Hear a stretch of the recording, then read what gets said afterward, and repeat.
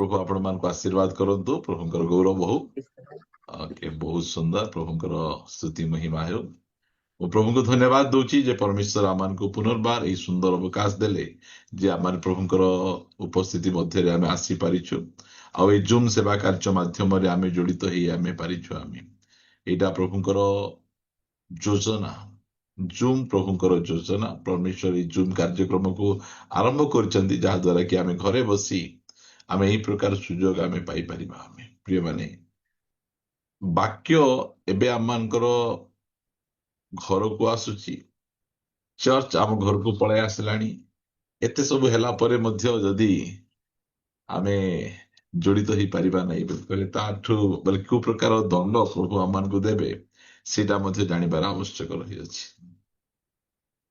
आमाने एते सौभाग्यवान मु प्रभु को एते कृतज्ञता सहित धन्यवाद दिए जे जो समय ऑनलाइन सेवा कार्य थिला सेही समय रे मु प्रभु को निकट को आसी जदि यार पाखापाखि गोटे 20-30 वर्ष पूर्वर जदि आमे थांतु ताहले ए ऑनलाइन कौन ए सब कौन एते सुविधा आम पाखरे न थांता मात्र एबे एते सुविधा प्रभु आमान को करिसंती प्रभुंकर गौरव महिमा हेउ आम ऑनलाइन सेवा कार्य माध्यम रे जड़ित ही अच्छु आम अनेक जन को जदि कहबा आमे भाई आपण केमती चर्च आइले नहीं से मान कहबे नहीं आमे ऑनलाइन रे थिलु फास्ट लाइन रे आसो फास्ट लाइन रे आसला पर तापर ऑनलाइन रे आसबा बिना लाइन रे आसनु ऑनलाइन रे फास्ट आसी हेबने अनेक जन एबे ऑनलाइन रे अछंती देखंतु से कौन करुथिबे प्रभु का जानिछंती आमे किसी जानि ना आमे से माने वाक्य आड़े ध्यान अच्छी कि जहाँ भी करुथिले वाक्य आड़े आमंकर ध्यान रहिबार आवश्यक रही अछि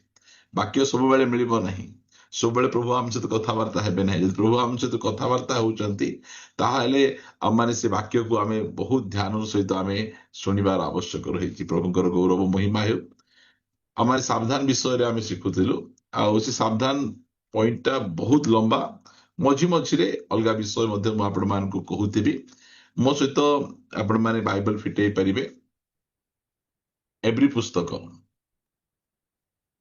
2 अध्याय मो सहित आपण माने फिटेइबे एब्री पुस्तक 2 अध्याय एहार 3 पद पढ़िबा एब्री पुस्तक 2 अध्याय 3 पद मु पढ़ुची आपण माने दया करी ध्यान देबे ओके प्रदीप भाई पढ़िबे कि पढ़ंतु वंडरफुल कि पढ़िबा लोक थि तो बहुत बढ़िया कथा विशेष अनुरोध करिया पई चाहे हमन मधे सुलेखा दीदी अछंती आजिर वाक्य पठन रे सहाय्य करिवे ओके थैंक यू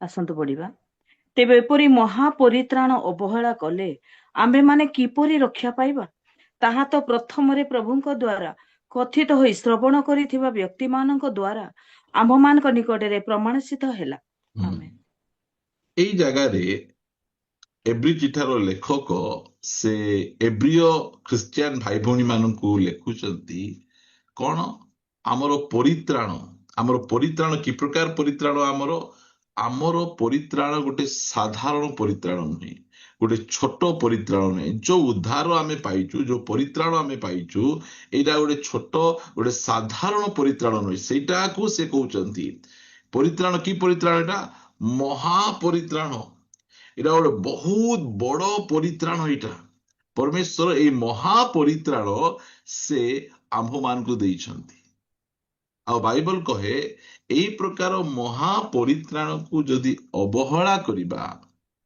ताहले आम्भे माने कि प्रकार भाबरे रक्षा पाइबा ए विषय रे से कहउछंती आमानकर परित्राण को आमे जानिबार अछि जो उद्धार प्रभु आमान को देइछंती से उद्धार केड़े बड़ उद्धार सेटा बुझिबार अछि देखंतु अनेक आमानकर ख्रिस्टियन पुओ झियो माने गोटे पुओ पाइबा पाई गोटे झियो पाइबा पाई से माने प्रभु को छाड़ी दउछंती परित्राण को छाड़ी दउछंती दरकार नै सेटा मते गोटे स्वामी मिली गले हेई गला मते गोटे स्त्री मिली गले हेई गला काहे कि सेंती करूछंती कारण से माने परित्राण को जान नाहंती जो माने एबे प्रभु को पाखो को आसुचंती आमर जूम रे जने डॉक्टर आगे आसचंती से तांकर साक्ष्य दउथिले डॉक्टर प्रधान बोली से साक्ष्य दउथिले जे से प्रभु को पाखो को आसिले फास्ट तांकर स्त्री ताको छाड़ी देले तापरे तांकर मां बापा तांको छाड़ी देले ତାଙ୍କ ସ୍ତ୍ରୀ ତାଙ୍କୁ କହିଲେ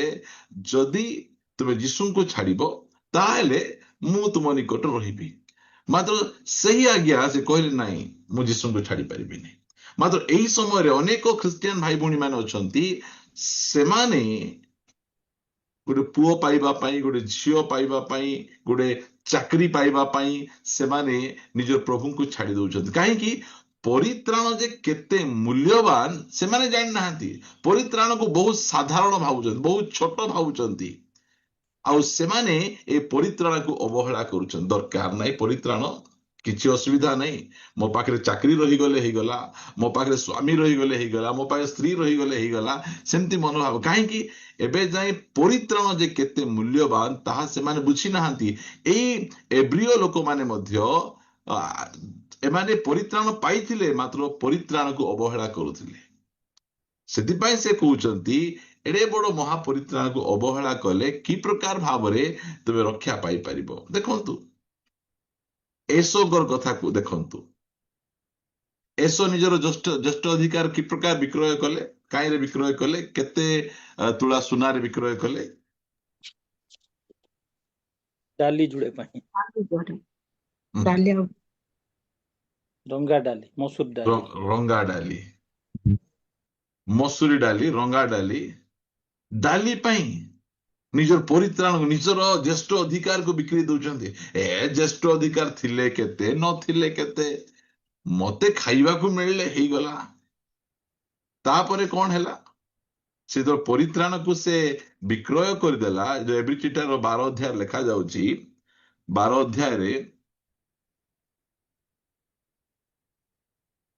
16 ପଦରୁ ପଢିବା ବୋଲେ, କେତେ କଲେ? ହଁ ଏବ୍ରୀ 12:16 ମୁଁ ପଢି ଦଉଛି। କିଏ ବା କେହି ପାରଦାରିକ ବା ଥରକର ଖାଦ୍ୟ ନିମନ୍ତେ ଆପଣା ଜ୍ୟେଷ୍ଠ ଅଧିକାର ବିକ୍ରୟକାରୀ ଯେ ଏସ। ଭାବନ୍ତୁ, ଥରକର ଖାଦ୍ୟ ନିମନ୍ତେ, ଗୋଟେ ଓଳିର ଖାଦ୍ୟ ନିମନ୍ତେ ଏ ବ୍ୟକ୍ତି ତାଙ୍କର ଜ୍ୟେଷ୍ଠ ଅଧିକାରକୁ ବିକ୍ରୟ କରିଦଉଛନ୍ତି। କାହିଁକି? ଜ୍ୟେଷ୍ଠ ଅଧିକାର ମାନେ କଣ? ଆମର ସାଲଭେସନ, ପରିତ୍ରାଣ। କାହିଁକି ସେ ଜ୍ୟେଷ୍ଠ ଅଧିକାରକୁ ବିକ୍ରୟ କରୁଛି? ଜ୍ୟେଷ୍ଠ ଅଧିକାରର ମୂଲ୍ୟ ବୁଝି ନାହିଁ। ଆଜି ଅନେକ ଜଣ ପରିତ୍ରାଣର ମୂଲ୍ୟ ବୁଝି ନାହାନ୍ତି। ମତେ ପରିତ୍ରାଣ ଦେବା ପାଇଁ ମୋର ପରମେଶ୍ୱର ସ୍ୱର୍ଗରୁ ଆଜ୍ଞା ଘୋଷଣା କରିଦେଲେ ନାହିଁ। ସେ ସ୍ୱର୍ଗର ପରମେଶ୍ୱର, ଯାହାକୁ କି କୌଣସି ଦୂତ, ସାଧୁ, ସରାଫ ମାନେ ଦେଖିପାରିବେ ନାହିଁ, ସେ ପରମେଶ୍ୱର ମନୁଷ୍ୟ ଦେହ ଧାରଣ କରି ଗୁହାଳ ଘରେ ଶୋଉଛନ୍ତି, ବଢେଇ ଘରେ ଦିନ କାଟୁଛନ୍ତି, କ୍ରୁଶ ଉପରେ ଉଲଗ୍ନ ଅବସ୍ଥାରେ ମୃତ୍ୟୁବରଣ କଲା ପରେ 3 ଦିନ ପରେ ପୁନରୁତ୍ଥାନ ପାଇଲା ପରେ ଆମେ ପରିତ୍ରାଣ ଆମେ ପାଉଛୁ। ଆମେ ପରିତ୍ରାଣ ଦେବା ପାଇଁ ଆମକୁ ସ୍ୱର୍ଗର ପରମେଶ୍ୱର ଏତେ ମୂଲ୍ୟ ଦେଇଛନ୍ତି। ମାତ୍ର ଆଜି ଖ୍ରୀଷ୍ଟିଆନ ଭାଇ ଭଉଣୀ ମାନେ ସେ ପରିତ୍ରାଣର ମୂଲ୍ୟକୁ ବୁଝୁନାହାନ୍ତି। ଯେ ଆମକୁ କେଡ଼େ ବଡ ପରିତ୍ରାଣ ପରମେଶ୍ୱର ଦେଇଛନ୍ତି, ସେହି ମୂଲ୍ୟକୁ ଯଦି ଆମେ ବୁଝିଥାନ୍ତୁ ତାହେଲେ କୌଣସି ପ୍ରକାର ଭାବରେ ଆମମାନଙ୍କର ଏହି ଜ୍ୟେଷ୍ଠ ଅଧିକାରକୁ କେବେ ହେଲେ ମଧ୍ୟ ଆମେ ଅବହେଳା କରିନଥାନ୍ତୁ। ପ୍ରିୟମାନେ, ପ୍ରଭୁ ଆମମାନଙ୍କୁ ସାହାଯ୍ୟ କରନ୍ତୁ ଯେ ପ୍ରକାର କି ଆମର ପରିତ୍ରାଣର ମୂଲ୍ୟ ବୁଝିବା ଆମେ। ଏଠି ଲେଖା ଯାଉଛି ଯେ କିଏ ବା କେହି ପାରଦାରିକ ବା ଥରକର ଖାଦ୍ୟ ନିମନ୍ତେ ଆପଣା ଜ୍ୟେଷ୍ଠ ଅଧିକାର ବିକ୍ରୟକାରୀ ଯେ ଏସ, ତାହାପରି ବିଧର୍ମାଚାରୀ ହୁଏ, ଏ ବିଷୟରେ ଅତି ଜାଗ୍ରତ ହୁଅ। ତା ପଛେ ଲେଖା ଯାଉଛି, ତୁମ୍ଭେ ମାନେ ତ ଜାଣ ଯେ ଥରେ ସେ ଆଶୀର୍ବାଦର ଅଧିକାରୀ ହେବା ନିମନ୍ତେ, ପରେ ସେ ଆଶୀର୍ବାଦର ଅଧିକାରୀ ହେବା ନିମନ୍ତେ ଇଚ୍ଛା କଲେ ସୁଦ୍ଧା ଅଗ୍ରାହ୍ୟ ହେଲା, ପୁଣି ଅନୁତାପ କରିବା ନିମନ୍ତେ ଅଶ୍ରୁପାତ ସହ ଯତ୍ନରେ ଚେଷ୍ଟା କଲେ ହେଁ ତାହା କରିବା ପାଇଁ ଆଉ ସୁଯୋଗ ପାଇଲା ନାହିଁ। ଭାବନ୍ତୁ, ପରେ କେତେ କାନ୍ଦିଛି, ବାପା ଆଉ ଆଶୀର୍ବାଦ ନଥିଲା କି ବାପା, ମତେ ମଧ୍ୟ ଆଶୀର୍ବାଦ ଦିଅନ୍ତୁ ବାପା। ଯାକୁବ ଆଗରେ ଏସୋ କେତେ କାନ୍ଦିଛନ୍ତି, ହେଲେ ସେ ପାଇଲେନି। କାହିଁକି? କଣ ପାଇଁ ପାଇଲେ ନାହିଁ? ସେ ଜାଣି ଶୁଣି ନିଜର ଜ୍ୟେଷ୍ଠ ଅଧିକାରକୁ ତୁଚ୍ଛ କଲେ ବୋଲି ଲେଖାଯାଏ, ଅବହେଳା କଲେ ବୋଲି ଲେଖାଯାଏ। ଆଜି ଅନେକ ଲୋକମାନଙ୍କର ଜୀବନ ଶୈଳୀ ସେମିତି। ପରିତ୍ରାଣର ମୂଲ୍ୟକୁ ଆମେ ବୁଝିପାରୁଛି। ଇସ୍କାରିୟତ ଯିହୁଦା ଯୀଶୁଙ୍କୁ କେତେ ଟଙ୍କାରେ ବିକ୍ରୟ କଲେ? 30 ଟଙ୍କା। ମତେ 30 ଟଙ୍କାରେ ବିକ୍ରୟ କରିବାରୁ ଦୁଃଖ ନାହିଁ। ମାତ୍ର ଏତେ ଶସ୍ତା କି? ଯୀଶୁ ଏତେ ଶସ୍ତା ହେଇଗଲେ କି? ପରିତ୍ରାଣ ଏତେ ଶସ୍ତା ହେଇଗଲେ? ମାତ୍ର ଗୋଟେ 30 ଟଙ୍କାରେ ତମେ ପରିତ୍ରାଣକୁ, ଯୀଶୁ ଖ୍ରୀଷ୍ଟଙ୍କୁ ତମେ ବିକ୍ରୟ କରିଦଉଛ। ପରିତ୍ରାଣର ମୂଲ୍ୟ, ସେଥିପାଇଁ ଏଠି ସେ ଲେଖୁଛନ୍ତି ଏଡେ ବଡ ପରିତ୍ରାଣ, ଏତେ ମହା ପରିତ୍ରାଣ ଅବହେଳା କଲେ କି ପ୍ରକାର ଉଦ୍ଧାର ପାଇବ, କି ପ୍ରକାର ରକ୍ଷା ପାଇବ? ମୁଁ ଆପଣମାନଙ୍କୁ କହିବା ପାଇଁ ଚାହେଁ, ଏ ଯୋଉ ପରିତ୍ରାଣଟା ଏଇଟା ଗୋଟେ ଛୋଟ ବିଷୟ ନୁହେଁ, ଏଇଟା ଗୋଟେ ବଡ ପ୍ୟାକେଜ ଅଟେ, ଗୋଟେ ବମ୍ପର ପ୍ୟାକେଜ ଅଟେ। ଏ ପରିତ୍ରାଣ ଭିତରେ ପରମେଶ୍ୱର ସବୁ ବିଷୟ ଗୁଡିକ ଖଞ୍ଜି ଦେଇଛନ୍ତି। ଏମିତି କୋଉ ବିଷୟ ନାହିଁ ଯୋଉଟା କି ଆମର ଯୋଉ ମହାପରିତ୍ରାଣ ବିଷୟ ଭିତରେ ନାହିଁ। ସବୁ ବିଷୟ ଗୁଡିକ ପରମେଶ୍ୱର ଏଇ ମହାପରିତ୍ରାଣ ବିଷୟରେ ଭିତରେ ସେ ରଖିଛନ୍ତି। ମୁଁ ଆପଣଙ୍କୁ ବାଇବଲରୁ କିଛି ପଦ ଦେଖେଇବା ପାଇଁ ଚାହେଁ, ଆପଣ ଯଦି ମୋ ସହିତ ଫିଟେଇବେ ଗୀତ ସଂଗୀତା ପୁସ୍ତକ 78 ଗୀତକୁ ଆସିବେ। ଗୀତ ସଂଗୀତା ପୁସ୍ତକ 78 ଗୀତ, ଏହାର 19 ପଦରୁ ମୁଁ ପଢୁଛି, ଆପଣ ମାନେ ଶୁଣିବେ। 78 ଗୀତର 19 ପଦରୁ। ହଁ, ସେମାନେ ପରମେଶ୍ୱରଙ୍କର ପ୍ରତିକୂଳରେ କଥା କହିଲେ। ସେମାନେ କହିଲେ, ପରମେଶ୍ୱର କି ପ୍ରାନ୍ତରରେ ମେଜ ସଜେଇ ପାରିବେ? ଦେଖ, ସେ ଶୈଳକୁ ଆଘାତ କରନ୍ତେ ଜଳ ନିର୍ଗତ ହେଲା ଓ ସ୍ରୋତ ପ୍ରବାହିତ ହେଲା। ସେ କି ଅନ୍ନ ହିଁ ଦେଇପାରନ୍ତି? ସେ କି ଆପଣା ଲୋକମାନଙ୍କ ନିମନ୍ତେ ମାଂସ ଯୋଗେଇ ପାରନ୍ତି? ଦେଖନ୍ତୁ, ଏଇଟା ସେମାନେ ଇସ୍ରାଏଲ ଲୋକମାନେ ଯେତେବେଳେ ମିଶର ଦେଶରୁ ବାହାରିକିନା ଆସୁଛନ୍ତି, ସେଇ ସମୟରେ ତାଙ୍କ ସହିତ କିଛି ମିଶ୍ରିତ ଜନତା ପଳାଇ ଆସିଲା, ଯୋଉମାନେ ପ୍ରକୃତରେ ପରିତ୍ରାଣ ପାଇନାହାନ୍ତି। ସେମାନେ ଯୋଉ ଆଶ୍ଚର୍ଯ୍ୟ କର୍ମ ଗୁଡିକ ଦେଖିଲେ, ଓ କି ସୁନ୍ଦର ଭାବରେ ପରମେଶ୍ୱର ଆଶ୍ଚର୍ଯ୍ୟ କର୍ମ ଗୁଡିକ କରୁଛନ୍ତି, ସେ ଆଶ୍ଚର୍ଯ୍ୟ କର୍ମ ଦେଖି ଏମାନେ ପଳାଇ ଆସିଲେ। ମାତ୍ର ବାଟରେ ଆସୁ ଆସୁ ସେମାନେ ଭଲ ଖାଇବା ଲୋକ, ଭଲ ଶୋଇବା ଲୋକ, ଏମାନଙ୍କ ପାଇଁ ଏ ଜଗତର ଏସୋ ଆରାମ ହିଁ ସବୁ କିଛି। ସେଥିପାଇଁ ସେମାନେ ଏଇ ସବୁ ବିଷୟ ଗୁଡିକ ଏମାନଙ୍କୁ ଶିଖେଇଲେ। ଆଉ ଏମାନେ କହୁଛନ୍ତି ଯେ ପରମେଶ୍ୱର ଆମ ପଥରକୁ ମାରିଦେବାରୁ ପାଣି ବାହାରି ପଡିଲା। ପଥରରୁ ମାରିଦେବାରୁ ତ ପାଣି ବାହାରୁଛି, ଆମେ ଦେଖିଛୁ। ଆଉ ସ୍ୱର୍ଗରୁ ପ୍ରତିଦିନ ମାନା ପଡିବାଟା ମଧ୍ୟ ଆମେ ଦେଖୁଛୁ। ମାତ୍ର ଯିଏ ପାଣି ଦେଇପାରୁଛନ୍ତି, ଯିଏ ମାନା ଦେଇପାରୁଛନ୍ତି, ସେ କଣ ମାଂସ ଦେଇପାରିବେ କି? ଏଇଟା ସେମାନେ ପ୍ରଭୁଙ୍କ ଉପରେ ପ୍ରଶ୍ନ ପଚାରୁଛନ୍ତି। ମାଂସ ଦେଇପାରିବେ, ଏଇଟା ଦେଇପାରିବେ, ସେଇଟା ଦେଇପାରିବେ? ସେଥିପାଇଁ ଏଠି ଲେଖାଯାଉଛି, ଯଦି ଆମେ ପଢିବା 22 ପଦରେ, କାରଣ ସେମାନେ ପରମେଶ୍ୱରଙ୍କ ଠାରେ ବିଶ୍ୱାସ କଲେ ନାହିଁ ଓ ତାହାଙ୍କ ପରିତ୍ରାଣରେ ନିର୍ଭର ରଖିଲେ ନାହିଁ। ଏମାନେ ମିଶର ଦେଶରୁ ପରମେଶ୍ୱର ଯେତେବେଳେ ଇସ୍ରାଏଲ ଲୋକଙ୍କୁ ଉଦ୍ଧାର କରି ଆଣୁଛନ୍ତି, 40 ବର୍ଷ ପ୍ରାନ୍ତରରେ ରଖୁଛନ୍ତି, ସେ 40 ବର୍ଷ ଯାଏ ସେମାନେ ଯାହା ଖାଇବେ, ଯାହା ପିଇବେ, ଯୋଉ ପୋଷାକ ପିନ୍ଧିବେ, ଏ ସବୁ ଗୁଡିକକୁ ଆରେଞ୍ଜ କରିକିନା ଆଣୁଛନ୍ତି। କାରଣ ମିଶର ଦେଶରୁ କେବଳ ବାହାରିକିନା ପ୍ରାନ୍ତରରେ ଏମାନଙ୍କୁ ଭୋକ ଉପାସରେ ମାରିବା ପାଇଁ ସେ ଆଣିନାହାନ୍ତି। ସବୁ ବିଷୟ ବନ୍ଦୋବସ୍ତ କରିକିନା ସେ ଆଣୁଛନ୍ତି। ଯୋଉ ପରିତ୍ରାଣ ପ୍ରଭୁ ଦେଇଛନ୍ତି, ସେ ପରିତ୍ରାଣ ଭିତରେ ସବୁ ବିଷୟ ଗୁଡିକ ସେ ଖଞ୍ଜି ଦେଇଛନ୍ତି। ମୁଁ କହିବା ପାଇଁ ଚାହେଁ, ପରମେଶ୍ୱର ଆମକୁ ପରିତ୍ରାଣ ଦେଇଛନ୍ତି। ସେ ପରିତ୍ରାଣ ଭିତରେ ଆମର ଶାରୀରିକ ଆବଶ୍ୟକ, ଆମର ମାନସିକ ଆବଶ୍ୟକ, ଆମର ପାରିବାରିକ ଆବଶ୍ୟକ, ସବୁ ବିଷୟ ଗୁଡିକ ସେ ପରିତ୍ରାଣ ଭିତରେ ରହିଛି। ଏଇଟା ସେମାନେ ଜାଣିପାରିଲେ ନାହିଁ, ଏଇଟା ସେମାନେ ବୁଝିପାରିଲେ ନାହିଁ। ସେଥିପାଇଁ ସେମାନେ ପରମେଶ୍ୱରଙ୍କ ବିରୁଦ୍ଧରେ କଥା କହିବାକୁ ଆରମ୍ଭ କଲେ।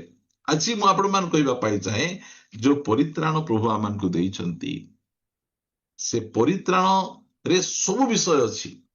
ମୋର ସକଳ ଆବଶ୍ୟକ ଗୁଡିକକୁ ରଖିଛନ୍ତି। ଆପଣ ମାନେ କୁହନ୍ତୁ, ପରମେଶ୍ୱର ପ୍ରଥମରେ ଆଦମକୁ ତିଆରି କଲେ ନା ଆଦମଙ୍କର ଆବଶ୍ୟକତା ପ୍ରଥମେ ତିଆରି କଲେ? ଆଦମଙ୍କର ଆବଶ୍ୟକତା। ଆଦମଙ୍କର ଆବଶ୍ୟକତା। ଆଦମ କଣ ଖାଇବ, କଣ ପିଇବ, କୋଉଠି ଶୋଇବ, କୋଉ ଘରେ ରହିବ, ଏ ସବୁ ଗୁଡିକ ପ୍ରଥମେ ତିଆରି କଲେ। ସେଥିପାଇଁ ଆମକୁ ମଧ୍ୟ ପରିତ୍ରାଣ ଦେବା ପୂର୍ବରୁ ଆମର ସେଇ ପରିତ୍ରାଣର ପ୍ୟାକେଜ ଭିତରେ ଆମର ଖାଦ୍ୟ ବି ଅଛି, ଆମର ଘର ବି ଅଛି, ଆମର ଚାକିରି ବି ଅଛି, ଆମର ବିଜନେସ ବି ଅଛି, ସବୁ ବିଷୟ ଗୁଡିକ ସେ ଭିତରେ ଅଛି। ଆମର ବାହାଘର ଅଛି, ଆମର ପୁଅ ଝିଅ, ସେ ପରିତ୍ରାଣର ପ୍ୟାକେଜ ଭିତରେ ସବୁ ବିଷୟ ସେ ରଖିଛନ୍ତି। ସେଥିପାଇଁ ସେ କହୁଛନ୍ତି ତୁମେ ଛୋଟିଆ ମୋଟିଆ ବିଷୟ ପାଇଁ ତୁମ ପରିତ୍ରାଣ କାହିଁ ଅବହେଳା କରୁଛ? ଅନେକ ଜଣ ଅଛନ୍ତି ଗୋଟେ ଚାକିରି ପାଇବା ପାଇଁ, ନାହିଁ ଆଜ୍ଞା ମୁଁ ଖ୍ରୀଷ୍ଟିଆନ ନାହିଁ, ଆଜ୍ଞା ଆମେ ଖ୍ରୀଷ୍ଟିଆନ ନାହିଁ, ସେମାନେ ନିଜ ପରିତ୍ରାଣକୁ ଅବହେଳା କରି ବିକିକିନା ସେମାନେ ଚାକିରି ପାଉଛନ୍ତି। କୁହନ୍ତୁ, ଆମେ ଯୀଶୁ ଖ୍ରୀଷ୍ଟଙ୍କୁ ନିଜ ଜୀବନର ତ୍ରାଣକର୍ତ୍ତା ଭାବେ ଗ୍ରହଣ କରି ଭୋକରେ ମରୁଛୁ। ଆମ ପାଖରେ ପଇସା ଆମେ କମଉନୁ, ଆମ ପାଖରେ ଚାକିରି ନାହିଁ କି? ଖ୍ରୀଷ୍ଟିଆନ ଲୋକମାନଙ୍କ ପାଖରେ ଚାକିରି ନାହିଁ କି? ଖ୍ରୀଷ୍ଟିଆନ ଲୋକମାନେ ବଡ ବଡ ଜବ୍ କରୁଛନ୍ତି। ପ୍ରିୟମାନେ, ଆମକୁ ଯୋଉ ପରମେଶ୍ୱର ଯୋଉ ପରିତ୍ରାଣ ଦେଇଛନ୍ତି, ଉଦ୍ଧାର ଦେଇଛନ୍ତି, ସେଇ ପରିତ୍ରାଣ ଭିତରେ ସବୁ ଅଛି। ଆମର ସୁସ୍ଥତା ସେ ପରିତ୍ରାଣ ଭିତରେ ଅଛି। ଆମକୁ ଅସୁସ୍ଥ ହେଲା ପରେ କିଏ କଣ କହିଲେ କଣ ଗୁଣିଆ ପାଖକୁ ଯିବୁ କି? ଆମେ ଗୁଣିଆ ପାଖକୁ ଯିବାର ଆବଶ୍ୟକ ନାହିଁ। ଆମର ପରିତ୍ରାଣ ଭିତରେ ଆମର ସୁସ୍ଥତା ରହିଛି। ଆମ ପରିତ୍ରାଣ ଭିତରେ ଆମର ସବୁ ଶାରୀରିକ ଆବଶ୍ୟକ ଗୁଡିକ ସେ ରଖିଛନ୍ତି। ସେଥିପାଇଁ ଇସ୍ରାଏଲ ଲୋକଙ୍କୁ ଯେତେବେଳେ ସେ ମିଶର ଦେଶରୁ କଢେଇକିନା ଆଣୁଛନ୍ତି, ସେଇ ସମୟରେ ତାଙ୍କୁ ସେ ସବୁ ଜଣାଉଛନ୍ତି, ଦେଖ ତୁମେ ଯୋଉ ପରିତ୍ରାଣ ପାଇଛ ସେ ଭିତରେ ସବୁ ଅଛି। ଏମାନେ କାନ୍ଦିଲେ, କଣ ମାଂସ ଦେଇପାରିବେ? ଆମକୁ ଖାଇବାକୁ ଦେଇପାରିବେ? ଆମେ ସେସବୁ ଚିନ୍ତା କରିବାର ଆବଶ୍ୟକ ନାହିଁ। ଆମର ପରମେଶ୍ୱର ଯେତେବେଳେ ଆମକୁ ସ୍ୱର୍ଗରୁ ଆସି ପରିତ୍ରାଣ ଦେଲେ, ସେ ପରିତ୍ରାଣର ପ୍ୟାକେଜ ଭିତରେ ସବୁ ବିଷୟ ଗୁଡିକ ସେ ଖଞ୍ଜି ଦେଇଛନ୍ତି। ପ୍ରଭୁ ଆମମାନଙ୍କୁ ଅନୁଗ୍ରହ କରନ୍ତୁ। ତଳପଦ ଗୁଡିକକୁ ମୁଁ ଆପଣମାନଙ୍କୁ ଦେଖେଇବା ପାଇଁ ଚାହେଁ। ଏତେ ସୁନ୍ଦର ଭାବରେ ସେ ଲେଖୁଛନ୍ତି, ମୁଁ ଆପଣମାନଙ୍କୁ ପଢି ଶୁଣେଇବା ପାଇଁ ଚାହେଁ। 23 ପଦରୁ, ତେବେ ହେଁ ଉପରିସ୍ଥ ମେଘମାଳାକୁ ଆଜ୍ଞା କଲେ ଓ ଆକାଶର ଦ୍ୱାର ଉନ୍ମୁକ୍ତ କଲେ, ଆଉ ସେ ଭୋଜନାର୍ଥେ ସେମାନଙ୍କ ଉପରେ ମାନ୍ନା ବର୍ଷେଇଲେ ଓ ସେମାନଙ୍କୁ ସ୍ୱର୍ଗର ଶସ୍ୟ ପ୍ରଦାନ କଲେ। କୋଉ ପ୍ରକାର ଖାଦ୍ୟ ଦଉଛନ୍ତି? ଏମାନେ 40 ବର୍ଷ ଯାଏ କେହି ମଧ୍ୟ କିଛି ଚାଷବାସ କରିନାହାନ୍ତି, କିଛି ବେପାର କରିନାହାନ୍ତି, ମାତ୍ର କେହି ଭୋକରେ ମରିନାହାନ୍ତି। ପରମେଶ୍ୱର ଏମାନଙ୍କୁ 40 ବର୍ଷ ଯାଏ ସ୍ୱର୍ଗରୁ ଆହାର ସେ ଯୋଗେଇଛନ୍ତି। କି ଭାବନ୍ତୁ, ଯୋଉ ପରିତ୍ରାଣ ପ୍ରଭୁ ଦେଇଥିଲେ, ସେ ପରିତ୍ରାଣ ଭିତରେ ସବୁ କିଛି ଥିଲା। ଏମାନେ ଯେତେବେଳେ ମିଶର ଦେଶରୁ ବାହାରିକିନା ଆସିଲେ, ବାହାରିକିନା ଯେତେବେଳେ ଆସୁଛନ୍ତି, କୋଉ ଜାଗାରେ ଏମାନେ ବଚସା କରୁଛନ୍ତି ଟିକେ ଦେଖିବା। ମୋ ସହିତ ଆପଣ ମାନେ ଯାତ୍ରା ପୁସ୍ତକକୁ ଫିଟେଇବେ।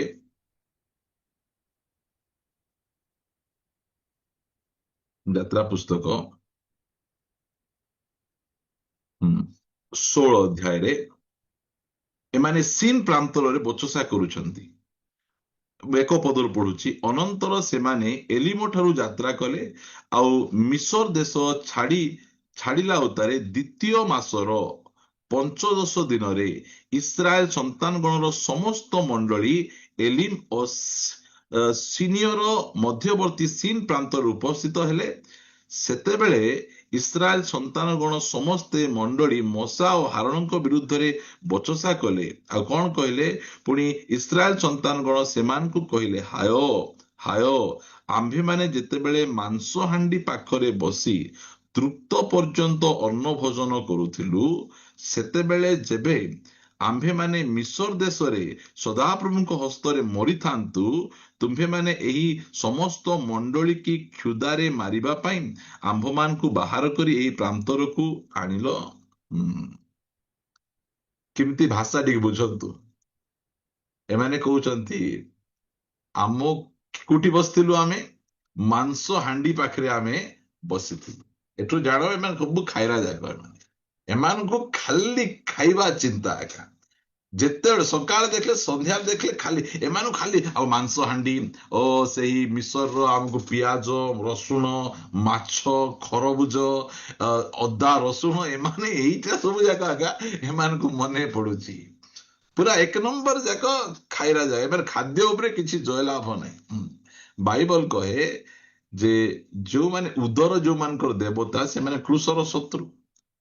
ଖାଲି ଖାଇବା ଚିନ୍ତା ଗୁଡିକ ଏମାନଙ୍କର।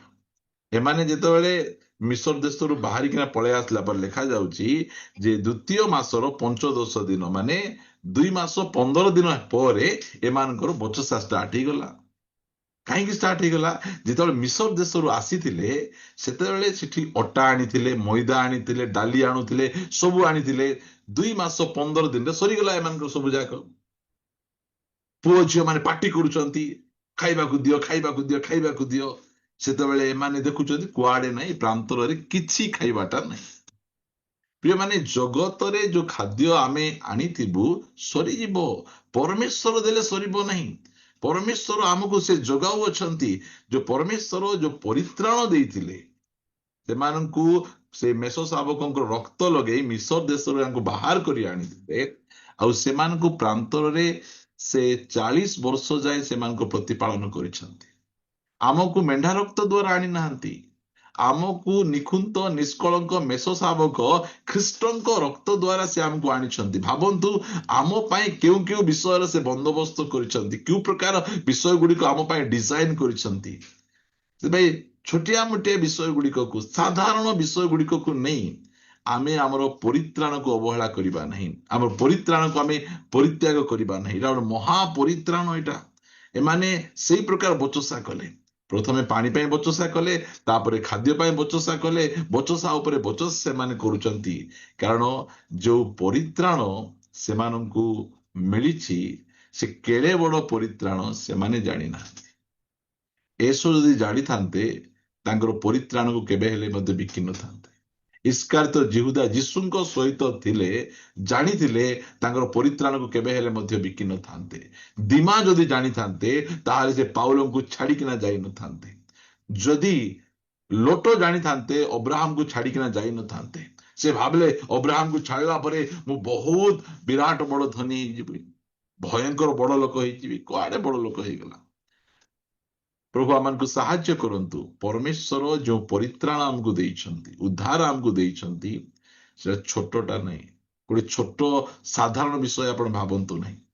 ସେଇ ଭିତରେ ସବୁ ବିଷୟ ଗୁଡିକ, ମୋର ଜନ୍ମରୁ ମୃତ୍ୟୁ ପର୍ଯ୍ୟନ୍ତ ମତେ ଯାହା ଯାହା ଦରକାର, ମୁଁ ମୋ ଚର୍ଚ୍ଚରେ କହେ, ଯେତେବେଳେ ପ୍ରଭୁ ମତେ ଧରାପୃଷ୍ଠକୁ ଆଣିଲେ, ମୁଁ କେତେ କେଜି ଚାଉଳ ଖାଇବି ସେ ଆଗରୁ ପ୍ରସ୍ତୁତ କଲେ, କେତେ ଲିଟର ପାଣି ପିଇବି ଆଗରୁ ପ୍ରସ୍ତୁତ କଲେ, କେତେ ହଳ ଡ୍ରେସ ପିନ୍ଧିବି ଆଗରୁ ପ୍ରସ୍ତୁତ କଲେ। ସେ ସବୁ ଗୁଡିକ ପ୍ରସ୍ତୁତ କରିକିନା ମତେ ଧରାପୃଷ୍ଠରେ ଆଣିଛନ୍ତି।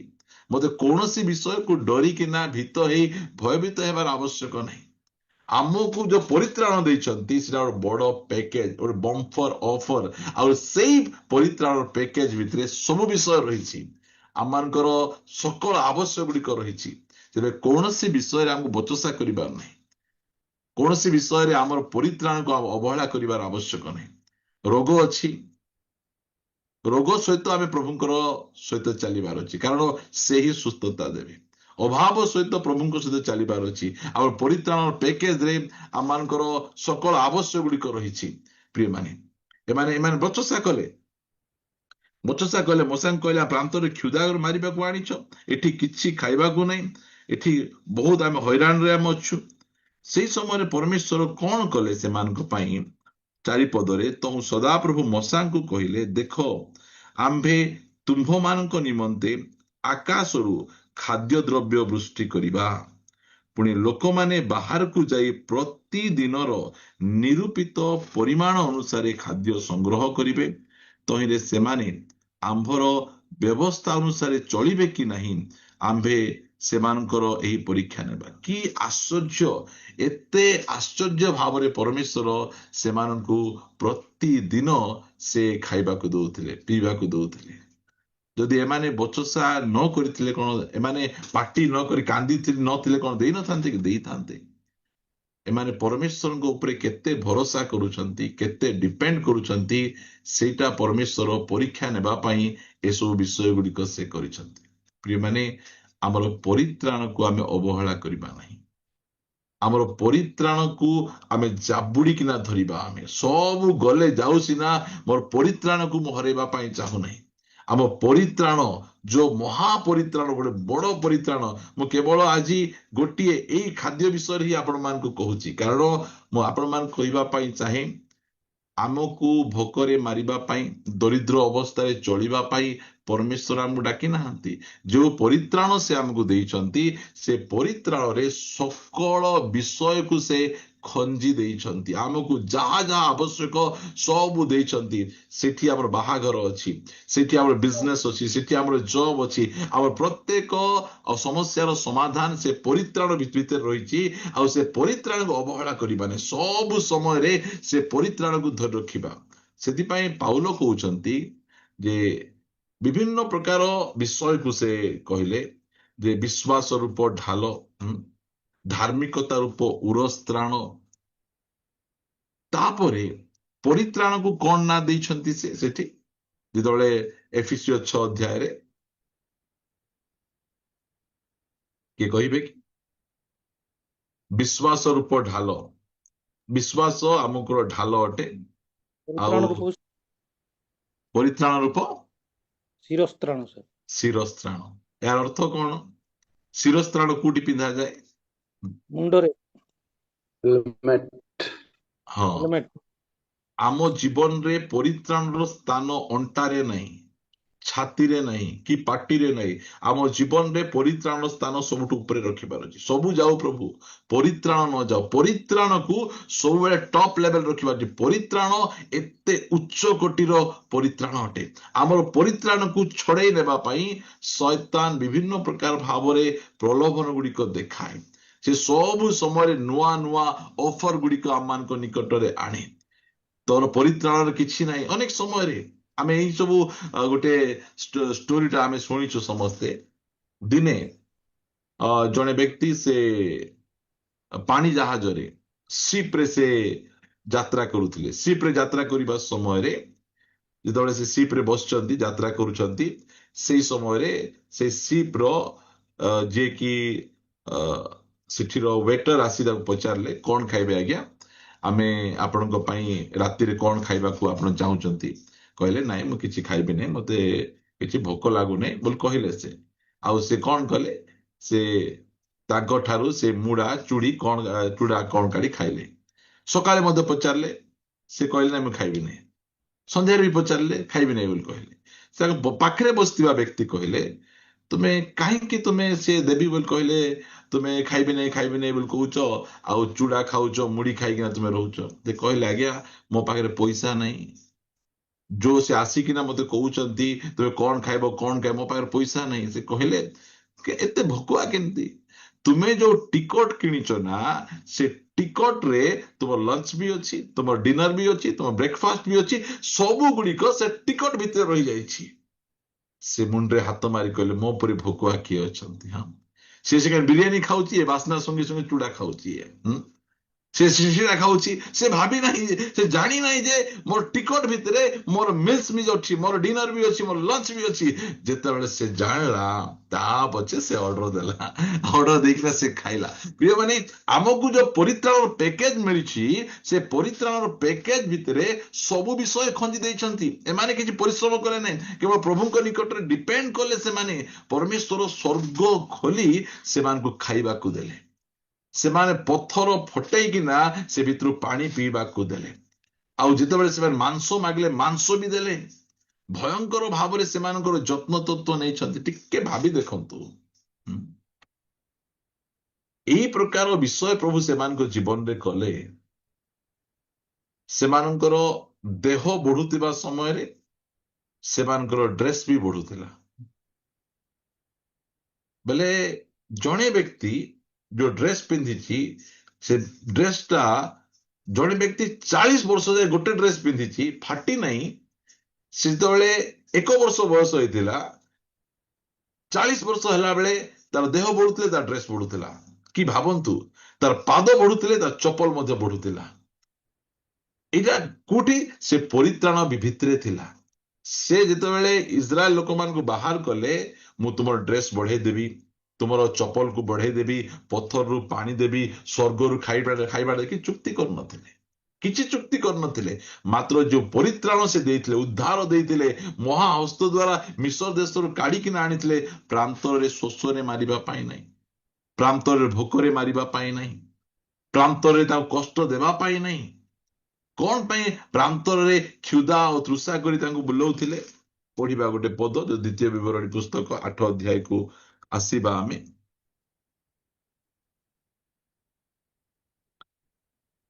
8 ଅଧ୍ୟାୟ 2 ପଦରୁ ମୁଁ ପଢୁଛି।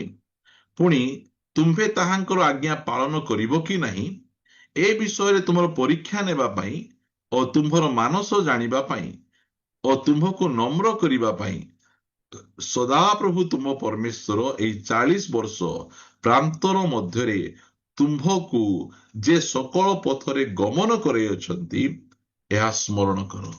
ଏଇଟା ଟିକେ ମନେ ପକାଅ। ଆମେ ତାଙ୍କର କଥା ମାନିବୁ କି ନାହିଁ, ତାଙ୍କ ପରିତ୍ରାଣରେ ବିଶ୍ୱାସ କରିବୁ କି ନାହିଁ, ତାଙ୍କ ଉପରେ ଭରସା କରିବୁ କି ନାହିଁ, ଏଇଟା ଜାଣି ତାଙ୍କୁ ସେ ଭିତରେ ସେ ଆଣୁଛନ୍ତି। ଯେତେବେଳେ ସେମାନେ ଦେଖୁଛନ୍ତି ସ୍ୱର୍ଗରୁ ଖାଦ୍ୟ ଆସୁଛି, ସେମାନେ ଖୁସି ଯାଉଛନ୍ତି। ଓ ପରମେଶ୍ୱର ଆମକୁ ଯୋଉ ପରିତ୍ରାଣ ପ୍ୟାକେଜ ଦେଇଛନ୍ତି, ସେ ଭିତରେ ଖାଦ୍ୟ ବି ଅଛି, ବସ୍ତ୍ର ବି ଅଛି, ବାସଗୃହ ବି ଅଛି, ନନଭେଜ ବି ଅଛି, ପ୍ରତ୍ୟେକ ବିଷୟ। ସେମାନେ ଯେତେବେଳେ ଯାଉଛନ୍ତି, ସେଇ ସମୟରେ ଶତ୍ରୁମାନେ ଆସୁଛନ୍ତି। ଶତ୍ରୁମାନଙ୍କୁ ଠାରୁ ଉଦ୍ଧାର କରିବା ପାଇଁ ସେ ପରିତ୍ରାଣ ପ୍ୟାକେଜ ଭିତରେ ମଧ୍ୟ ସବୁ ରହିଛି। ବାଟରେ ଯାଉ ଯାଉ ଜଣେ ଗୁଣିଆ ବି ଆସୁଛି, ତାର ନାଁ ହେଲା ବିଲିୟମ। ସେ ଗୁଣିଆ ଆସି ତାଙ୍କୁ ଅଭିଶାପ ଦେବା ପାଇଁ ବିଭିନ୍ନ ପ୍ରକାର ଟେକ୍ନିକ କରୁଛି। ଗୁଣିଆ ମାନଙ୍କ ଠାରୁ ଉଦ୍ଧାର କରିବାର ଶକ୍ତି ମଧ୍ୟ ସେଇ ପ୍ୟାକେଜ ଭିତରେ ରହିଅଛି। କଣ ନାହିଁ ସେ ଭିତରେ। ସେଥିପାଇଁ ଆମକୁ ପରମେଶ୍ୱର ଯୋଉ ପରିତ୍ରାଣ ଦେଇଛନ୍ତି, ଗୋଟେ ଛୋଟ ପରିତ୍ରାଣ ନାହିଁ। ଏବ୍ରିୟ ଲୋକମାନେ ସେମାନେ ସେଇ ପରିତ୍ରାଣକୁ ସାଧାରଣ ଭାବୁଥିଲେ, ଛୋଟ ପରିତ୍ରାଣ ଭାବୁଥିଲେ, ଆଉ ତାହାକୁ ଅବହେଳା କରୁଥିଲେ। ପ୍ରାର୍ଥନା ଯିବାର ନାହିଁ, ବାଇବଲ ପଢିବାର ନାହିଁ, ଟିଭି ମୋବାଇଲ ଏସବୁରେ ଲୋକମାନେ ବ୍ୟସ୍ତ ହଉଛନ୍ତି, ନିଜକୁ ବ୍ୟସ୍ତ ରଖୁଛନ୍ତି। ଭାଇ ଆଜି ବାଇବଲ ପଢିଲ କି ଭାଇ? ଏତେ ବିଜି, ଆଜି ସମୟ ନାହିଁ। କଣ ହେଲା ଭାଇ, ଜୁମ ରେ ଆସିପାରିଲ ନାହିଁ? ମତେ ବହୁତ କାମ ଅଛି। ପ୍ରିୟମାନେ, ସେମାନେ ନିଜର ପରିତ୍ରାଣକୁ ଅବହେଳା କରୁଛନ୍ତି। କାହିଁକି ଆମେ ଏଠି ଧାଇଁକିନା ପଳେଇ ଆସିଛୁ? ଆମକୁ ଫ୍ରି ଟାଇମ ଅଛି, ଆମେ ସେଥିପାଇଁ ଆମେ ଆସିନା। ଆମେ କଣ ପାଇଁ ଆମେ ଆସିଛୁ? ଆମେ ଯୋଉ ସମୟରେ ଆମେ ଅସୁବିଧାରେ ପଡିଲୁ, ରୋଗରେ ପଡିଲୁ, ସମସ୍ୟାରେ ପଡିଲୁ, ସେଇ ସମୟରେ କୌଣସି ହ୍ୱାଟ୍ସଆପ, ଫେସବୁକ, ଇଣ୍ଟରନେଟ ଆସିକିନା ଆମକୁ ଉଦ୍ଧାର କଲେ ନାହିଁ। ଯୀଶୁ ଖ୍ରୀଷ୍ଟ ଆସିକିନା ଆମକୁ ଉଦ୍ଧାର କଲେ। ସେଥି ନିମନ୍ତେ ଆମେ ସମୟ ବାହାର କରି ଏଠି ଆସୁଛୁ। କାରଣ ଯୋଉ ପରିତ୍ରାଣ ଆମକୁ ଦେଇଛନ୍ତି, ଗୋଟେ ଛୋଟ ପରିତ୍ରାଣ ଦେଇନାହାନ୍ତି, ଗୋଟେ ବଡ, ଗୋଟେ ଉଚ୍ଚ କୋଟିର ପରିତ୍ରାଣ ସେ ଆମମାନଙ୍କୁ ଦେଇଛନ୍ତି। ସେଥିପାଇଁ ଆମର ପରିତ୍ରାଣକୁ ଆମେ ଅବହେଳା କରିବା ନାହିଁ। ଆମର ପରିତ୍ରାଣକୁ ଆମେ ଜାବୁଡି ରଖିବା। ଲୋକ ଅଛନ୍ତି, ପୁଅ ଗୋଟେ ପାଇବା ପାଇଁ, ଝିଅ ଗୋଟେ ପାଇବା ପାଇଁ କେତେ ଜଣ ଅଛନ୍ତି। ମୁଁ ମଝିରେ ଜଣ ପାଖକୁ ଯାଇଥିଲି, ସେ ତାଙ୍କର ସେ ମା କହୁଥିଲେ, କଣ କରିବା, ମୁଁ ଜାଣି ଶୁଣି ମୋ ଝିଅକୁ ଶୈତାନ ହାତରେ ଦେଇଦେଇଛି ବୋଲି ସେ କହୁଥିଲେ। କଣ ପାଇଁ ସେମିତି କଲ? ସେ ଜାଣିଛି ସେ ପୁଅ ପରିତ୍ରାଣ ପାଇନାହିଁ, ହେଲେ ମଧ୍ୟ ନିଜ ଝିଅକୁ ତାକୁ ବାହା କରିଦେଇଛନ୍ତି। କଣ ପାଇଁ ବାହା କରିଦେଲ? ନାଇଁ, ସେ ଚାକିରି ଗୋଟେ କରୁଛି ତ ସେଥିପାଇଁ। ପ୍ରିୟମାନେ, ପରିତ୍ରାଣକୁ ଲୋକ ବୁଝୁନାହାନ୍ତି। ସେଥିପାଇଁ ସେମାନେ ଏଇ ପ୍ରକାର ପଦକ୍ଷେପ ଗୁଡିକ ସେମାନେ ନେଉଛନ୍ତି। ଆମେ ଆମର ପରିତ୍ରାଣକୁ ଅବହେଳା କରିବା ନାହିଁ। ପରମେଶ୍ୱର ଭୋକରେ ଶୋଷରେ ମାରିବା ପାଇଁ ସେ ଆମମାନଙ୍କୁ ଡାକି ନାହାନ୍ତି। ଆମର ସକଳ ଆବଶ୍ୟକ ବିଷୟ ସେ ପୂର୍ଣ୍ଣ କରିବା ପରମେଶ୍ୱର, ସକଳ ଆବଶ୍ୟକ ଯୋଗାଇବା ପରମେଶ୍ୱର। ଇସ୍ରାଏଲ ଲୋକମାନଙ୍କୁ ଯୋଉ ପ୍ରକାର ଭାବରେ ଖାଦ୍ୟ ଯୋଗାଇଲେ, ପିଇବା ପାଇଁ ଯୋଗାଇଲେ, ଶତ୍ରୁମାନଙ୍କ ଠାରୁ ଉଦ୍ଧାର କଲେ, ଗୁଣିଆ ଠାରୁ ଉଦ୍ଧାର କଲେ, ଅନେକ ପ୍ରକାର ବିଷୟରୁ ତାଙ୍କୁ ସେ ରକ୍ଷା କରିଛନ୍ତି, ଆଉ ସେ ତାଙ୍କୁ ନେଇକିନା କିଣାନ ଦେଶରେ ପହଞ୍ଚାଇ ଦେଇଛନ୍ତି। ସେ ପରମେଶ୍ୱର, ଆମର ପରମେଶ୍ୱର ଆମକୁ ମଧ୍ୟ ଗୋଟେ ମହାପରିତ୍ରାଣ ଦେଇଛନ୍ତି। ସେଥିପାଇଁ କୌଣସି ପ୍ରକାର ଭାବରେ ବ୍ୟତିବ୍ୟସ୍ତ ହେବା ନାହିଁ। ସେ ପରିତ୍ରାଣ ଉପରେ ଭରସା ରଖି ସେ ପରିତ୍ରାଣକୁ ଆମେ ଜାବୁଡିକିନା ଆମେ ଧରି ରଖିବା। ମୁଁ ଆପଣମାନଙ୍କ ନିମନ୍ତେ 3 ପଦ ପଢି ପ୍ରାର୍ଥନା କରିବା ପାଇଁ ଯିବି। ଆଉ ମନୁଷ୍ୟ ଯେ କେବଳ ରୋଟିରେ ବଞ୍ଚେ ନାହିଁ, ମାତ୍ର ସଦାପ୍ରଭୁଙ୍କ ମୁଖରୁ ଯାହା ନିର୍ଗତ ହୁଏ ତହିଁରେ ହିଁ ବଞ୍ଚେ, ଏହା ତୁମକୁ ଜଣାଇବା ପାଇଁ ତୁମକୁ ନମ୍ର କ୍ଷୁଦିତ କରି ତୁମର ଅଜ୍ଞାତ ଓ ତୁମ୍ଭ ପୂର୍ବପୁରୁଷ ଗଣଙ୍କର ଅଜ୍ଞାତ ମାନା ଦେଇ ତୁମ୍ଭମାନଙ୍କର ପ୍ରତିପାଳନ କରିଅଛନ୍ତି। ଏହି 40 ବର୍ଷ ଯାକ ତୁମ ଶରୀରର ବସ୍ତ୍ର ଜୀର୍ଣ୍ଣ ହେଲା ନାହିଁ ଓ ତୁମର ପାଦ ଫୁଲିଲା ନାହିଁ। ପୁଣି ମନୁଷ୍ୟ ଯେପରି ଆପଣା ପୁତ୍ରକୁ ଶାସନ କରେ ତଦ୍ରୂପ ସଦାପ୍ରଭୁ ତୁମ ପରମେଶ୍ୱର ତୁମକୁ ଶାସନ କରନ୍ତି, ଏହା ତୁମ୍ଭେ ଆପଣା ମନରେ ବିବେଚନା କର। ତୁମ୍ଭେ ସଦାପ୍ରଭୁ ଆପଣା ପରମେଶ୍ୱରଙ୍କର ଆଜ୍ଞା ପାଳନ କର, ତାହାଙ୍କ ପଥରେ ଗମନ କର ଓ ତାହାଙ୍କୁ ଭୟ କରିବ। ପ୍ରଭୁଙ୍କର ଗୌରବ ମହିମା। ସେଥିପାଇଁ ପ୍ରଭୁ ଆମମାନଙ୍କୁ କହୁଛନ୍ତି ଯେ ଯୋଉ ମୁଁ ମହାପରିତ୍ରାଣ ଦେଇଛି ସେ ପରିତ୍ରାଣକୁ ବୁଝିବାର ଅଛି। ଏସବୁ ବୁଝିପାରିଲେ ନାହିଁ, ବୁଝି ନପାରି ଶେଷରେ ବହୁତ କାନ୍ଦିଲେ, ବହୁତ ଅନୁତାପ କଲେ। ଆମର ଗୋଟେ ମନୋଭାବ ଅଛି, ଭୁଲ କରିଦେବା ଆମେ, ତାପରେ କାନ୍ଦିଦେଲେ ତ ପ୍ରଭୁ ମେଲ୍ଟ ହେଇଯିବେ, ଶୁଣିଦେବେ। ଏସଙ୍କର ଜୀବନରେ ସେଟା ହେଲା ନାହିଁ। ସେ କାନ୍ଦିଲେ, ଅଶ୍ରୁପାତ ସହିତ କାନ୍ଦିଲେ, ମତେ ଆଶୀର୍ବାଦ ଦିଅ, ମତେ ଆଶୀର୍ବାଦ ଦିଅ, ମତେ ଆଶୀର୍ବାଦ ଦିଅ। କେମିତି ଦେଇପାରିବେ? ସେ ଭୁଲରେ କରିଥିଲେ ହେଇଥାନ୍ତା, ଜାଣି ଶୁଣି ସେ ନିଜର ଜ୍ୟେଷ୍ଠ ଅଧିକାରକୁ ତୁଚ୍ଛ କଲେ ବୋଲି ଲେଖାଯାଉଛି। ଆମେ ସେ ପ୍ରକାର ନ କରୁ। ଆମେ ପ୍ରଭୁଙ୍କର ସେ ଯୋଉ ମହାପରିତ୍ରାଣ ରହିଛି ସେ ମହାପରିତ୍ରାଣକୁ ଆମେ ବୁଝିବା। ଆମେ ସେହି ପରିତ୍ରାଣ ଭିତରେ ମୋର ପୁଅ ଝିଅର, ମୋର ପରିବାରର ସକଳ ବିଷୟକୁ ସେ ଖଞ୍ଜିକିନା ସେ ଭିତରେ ସେ ରଖିଛନ୍ତି। ସେଥିପାଇଁ ମାଥ୍ୟୁ 6:33 କହିଲେ ଯେ ପ୍ରଥମେ ତାହାଙ୍କ ରାଜ୍ୟ ଓ ଧାର୍ମିକତାର ଅନ୍ୱେଷଣ କର, ଏହି ସମସ୍ତ ବିଷୟ ତୁମମାନଙ୍କୁ ଦିଆଯିବ। ଏହି ସମସ୍ତ ବିଷୟ ମାନେ କଣ? କଣ ଖାଇବ, କଣ ପିଇବ, କଣ ପିନ୍ଧିବ, এই ସବୁ ବିଷୟ ମଧ୍ୟ ତୁମ୍ଭମାନଙ୍କୁ ଦିଆଯିବ। ପ୍ରଥମରେ ଆମକୁ ରଖ, ପ୍ରଥମରେ ଧାର୍ମିକତାକୁ ରଖ, ପ୍ରଥମେ ପରିତ୍ରାଣକୁ ରଖ। ସେଇଟା ପ୍ରଭୁ ଆମମାନଙ୍କୁ ଶିଖାଉଛନ୍ତି। ପ୍ରିୟମାନେ, ସେଇ ମହାପରିତ୍ରାଣକୁ ଆମେ ଅବହେଳା ନ କରି ସେ ମହାପରିତ୍ରାଣକୁ ଆମେ ଧରି ରଖିବା। ଆମେ କହିବା ଯାହା ବି ଯାଉ ଆମ ପରିତ୍ରାଣକୁ ହରେଇବା ନାହିଁ। ଅନେକ ଜଣ এই ପରିତ୍ରାଣକୁ ବୁଝିଲେ ଆଉ ହସି ହସି ସବୁ ବିଷୟକୁ ସେମାନେ ପରିତ୍ୟାଗ କଲେ ଆଉ ପରିତ୍ରାଣକୁ ସେମାନେ ଧରି ରଖିଛନ୍ତି। ମାତ୍ର ଦେଖନ୍ତୁ, ଆଜି ଅନେକ ଅଛନ୍ତି ପାଳକ କାମ କରୁଥିବେ, ତାପରେ ଚାକିରି ଗୋଟେ ହେଇଗଲା ବୋଲି କହିଲେ ପାଳକ କାମ ଛାଡିକିନା ଚାକିରି କରିବା ପାଇଁ ଯାଉଛନ୍ତି। ମୁଁ ଏଇଟା କହେ, ଜଣେ ମନେକର କଲେକ୍ଟର ହେଇଥିବ, ଆଉ ଥରେ ସେ ପିଅନ ପୋଷ୍ଟକୁ ଆଇବାକୁ ଯିବ କି? ଆହୁରି ସେ এইটা হচ্ছে ପରିସ୍ଥିତି। ଆରେ ପ୍ରଭୁଙ୍କର ସେବା, ପ୍ରଭୁଙ୍କର ସେବକ କେତେ ଉଚ୍ଚ କୋଟିର এইটা ସେମାନେ ଜାଣିନାହାନ୍ତି। ପଳେଇ ଆସିଲେ, କୁଆଡେ କିଛି ନାହିଁ ତ ଯିବା, ଚାଲ ପାଳକ ହେଲେ ହେଇଯିବା। ସବୁଠୁ ଅଯୋଗ୍ୟ ଲୋକମାନେ ତ ପାଳକ ହେବା ଗାଇବେ ନା। ଭଲ ପାଠ ପଢିଲେ ଚାକିରି କରିବେ, ବିଜନେସ କରିବେ, 10th ଫେଲ ହେଇଗଲେ ପାଷ୍ଟର ହେବେ। ଏଇଟା ଗୋଟେ ଚାଲିଛି, ଏଇ ଟ୍ରେଣ୍ଡ ଗୋଟେ ଚାଲିଛି। ସେମାନେ ଭାବୁଛନ୍ତି ଯେ ଏଇ ଯୋଉ ପାଳକୀୟ ସେବା କାର୍ଯ୍ୟଟା এইটা କୋଉଠି କାମ ନଦେଲେ। ଦେଖନ୍ତୁ, ବେଳେ ବେଳେ ଯୋଉ ନୋଟଟା କୋଉଠି ଚଳିବ ନାହିଁ ସେ ନୋଟ କୋଉଠି ଚଳିବ ସେଠି। ଆପଣ ବୁଝୁଥିବେ। ଯୋଉ ନୋଟଟା କୋଉଠି ଚଳିବ ନାହିଁ ସେ କୋଉଠି ଚଳିବ ସେଟା? ଚର୍ଚ୍ଚରେ ଚଳିଯିବ। ବେଳେ ବେଳେ ଏମିତି ନୋଟ ପକେଇଥିବେ, ସବୁ ଥିବ ସିନା, ଆମର ଗାନ୍ଧୀ ଏକା ନଥିବେ, ସେ କୁଆଡେ ପଳେଇଥିବେ, ସେଟା ଥିବ। ଏମିତି ପରିସ୍ଥିତି ଗୁଡ଼ିକ। ପ୍ରିୟମାନେ, ମୁଁ ଆପଣମାନଙ୍କୁ କହିବା ପାଇଁ ଚାହେଁ, ଏଇ ଯୋଉ ପରିତ୍ରାଣ ଆମକୁ ମିଳିଛି ଏଇଟା ଗୋଟେ ସାଧାରଣ ବିଷୟ ନୁହେଁ। ଏଇଟା ଗୋଟେ ବହୁତ ବଡ ପରିତ୍ରାଣର ପ୍ୟାକେଜଟା। ଏଇଟା ସେ ମହାପରିତ୍ରାଣକୁ ଏବ୍ରିୟ ଲୋକମାନେ ନ ବୁଝିକିନା ସେମାନେ ତାହାକୁ ନେଗ୍ଲେକ୍ଟ କରୁଥିଲେ, ସହଭାଗିତାକୁ ଆସୁନଥିଲେ, ମିଟିଂକୁ ଆସୁନଥିଲେ, ପ୍ରାର୍ଥନା ବାଟ କରୁନଥିଲେ, ଆଉ ସେମାନେ କେୟାରଲେସଲି ଜୀବନ ଯାପନ କରୁଥିଲେ। ମାତ୍ର ଆମେ ସେ ପ୍ରକାର ନହେଉ। ଦେଖନ୍ତୁ, ସକାଳେ ଆପଣ ଦେଖିବେ ସବୁ ଲୋକ ଗାଡି ଧରି ସ୍ପିଡ ଜାଗା ଯାଉଥିବେ। କଣ ପାଇଁ ଯାଉଥିବେ? ପଇସା କମେଇବା ପାଇଁ। ସକାଳେ ସନ୍ଧ୍ୟାରେ ପୁରା ଯାଉଛନ୍ତି ସେମାନେ। ପିଲାମାନେ ପାଠ ପଢିବାରେ ସବୁ ଯାଉଛନ୍ତି, ମନା ନାହିଁ, ଯିବାର ଆବଶ୍ୟକ ରହିଛି। ମାତ୍ର ପରିତ୍ରାଣକୁ ଏତେ ସିରିୟସ କଲେ, କେତେ ସିରିୟସ। ମୋର ଝିଅ ଆମ ଘରଠାରୁ 20 କିଲୋମିଟର ଦୂରରେ ସେ ପାଠ ପଢୁଛି। ପ୍ରତିଦିନ ସକାଳ 6ଟା ବେଳେ ଉଠି ଗାଧେଇକିନା ସେ ସ୍କୁଲକୁ ଯାଉଛି। ସେଇ ପାଠ ପଢା କେତେ ବର୍ଷର କାମ ଦେବ? କେତେ ବର୍ଷର କାମ ଦେବ? ବଞ୍ଚିଥିବା ଯାଏ କାମ ଦେବ। ମାତ୍ର ଯୋଉ ପରିତ୍ରାଣ ଆମକୁ ଅନନ୍ତ କାଳ ଯାଏ କାମ ଦେବ, ସେଇ ପରିତ୍ରାଣ ପାଇଁ କେତେ ଯଦି ଆମର ଚର୍ଚ୍ଚଟା 18 କିଲୋମିଟର ଦୂର ହେବ, ରବିବାର ଦିନ ଆସିବେ? କିଏ ଆସିବେ ନାହିଁ? ଆମକୁ ଆଉ ଚର୍ଚ୍ଚ ନାହିଁ କି? ଆମେ ଡାକିଲେ ପାଷ୍ଟର ମାନେ ଆମ ଗୋଡ ତଳେ ଆସିବେ, ଆସିକିନା ଆମକୁ ସେବା ଦେବେ। ଆମେ ଏମିତି କରିଦେଲେ କେତେ ଜଣ ପଳେଇ ଆସିବେ। ବାରେ ପ୍ରଭୁଙ୍କର ଗୌରବ ପ୍ରିୟ ମାନେ, ଆମର ପରିତ୍ରାଣକୁ ଆମେ ବୁଝିବାର ଅଛି। ମହାପରିତ୍ରାଣ ସବୁ ଯାଉ, ପରିତ୍ରାଣ ନ ଯାଉ। ପରିତ୍ରାଣକୁ ଛଡେଇ ନେବା ପାଇଁ ବିଭିନ୍ନ ପ୍ରକାର ପ୍ରଲୋଭନ। ଏସୋ ତାର ପରିତ୍ରାଣକୁ ହରେଇ ଦେଲା। ଏହାପରେ ଇସ୍କାର୍ତ ଜିହୁଦା, ସେ ମଧ୍ୟ ଅନୁତାପ କଲା। ସେ ମନ୍ଦିରରେ ନେଇ ଟଙ୍କା ଗୁଡିକ ଫିଙ୍ଗି ଦେଇ କାନ୍ଦୁଛି, ମୁଁ ନିର୍ଦ୍ଦୋଷ ରକ୍ତପାତକୁ ମୁଁ ଏମିତି ସମର୍ପଣ କରିଦେଲି। ସେ ମଧ୍ୟ ରକ୍ଷା ପାଇପାରିଲା ନାହିଁ।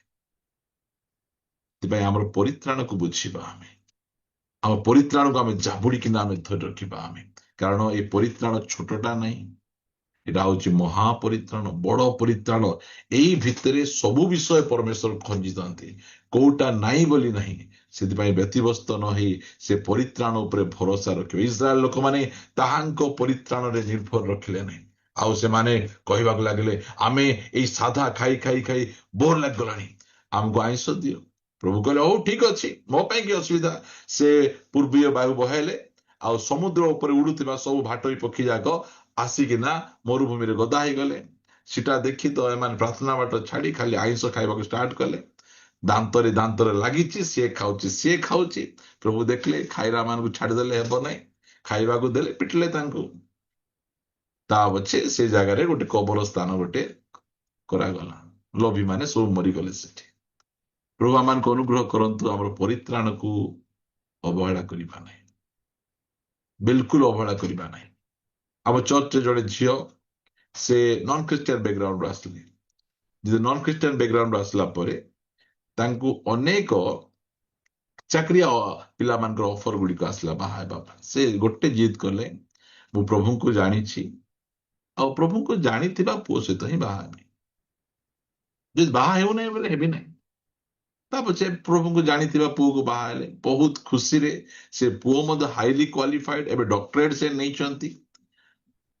ସେ ପରିତ୍ରାଣକୁ ବୁଝିଥିବାରୁ ସେ କମ୍ପ୍ରମାଇଜ କଲେ ନାହିଁ। କାରଣ ଏତେ ବଡ ପରିତ୍ରାଣ ମତେ ମିଳିଛି, ସେ ପରିତ୍ରାଣକୁ ମୁଁ କି ପ୍ରକାର ଭାବେ ଛାଡିଦେବି। ସେମାନେ ଆମର ମହାପରିତ୍ରାଣକୁ ଆମେ ଅବହେଳା କରିବା ନାହିଁ। ଛୋଟିଆ ଛୋଟିଆ ବିଷୟରେ, ମୁସରି ଡାଲି ପାଇଁ 30ଟା ରୂପ ମୁଦ୍ରା ପାଇଁ, ଆହୁରି ଟିକେ ପୁଅ ଗୋଟେ ଝିଅ ଗୋଟେ ପାଇବା ପାଇଁ ଆମେ ସେ ପ୍ରକାର ନ କରୁ। ଆସନ୍ତୁ ଆମେ ପ୍ରାର୍ଥନା ଆମେ କରିବା ପାଇଁ ଯିବା। ପ୍ରଭୁ ଆମର ପରିତ୍ରାଣକୁ ବୁଝିବା ପାଇଁ ଦିଅନ୍ତୁ, ଜାଣିବା ପାଇଁ ଦିଅନ୍ତୁ। ଆମର ପରିତ୍ରାଣକୁ ଆମେ ଅବହେଳା ଯେମିତି ନ କରୁ। ପବିତ୍ର ପିତା, ଆମେ ତୁମକୁ ଧନ୍ୟବାଦ ଦଉଛୁ। ତୁମେ ଆମକୁ ଯୋଉ ମହାପରିତ୍ରାଣ ଦେଇଛ, ସେ ପରିତ୍ରାଣକୁ ଆମେ କେବେ ହେଲେ ଅବହେଳା ନ କରୁ। ରୋଗ ଆସୁ, ସମସ୍ୟା ଆସୁ, ଅଭାବ ଆସୁ, ନିନ୍ଦା ତାଡନା ଆସୁ, ସେ ପରିତ୍ରାଣକୁ ସବୁବେଳେ ଆମେ ଧରି ରଖିପାରିବୁ। ଦୟାକରି ତୁମେ ସାହାଯ୍ୟ କର। ଏସୋ ପରି ନ ହେବ ପ୍ରଭୁ, ଆମେ ଇସ୍କାର୍ତ ଜିହୁଦା ପରି ନ ହେବ ପ୍ରଭୁ।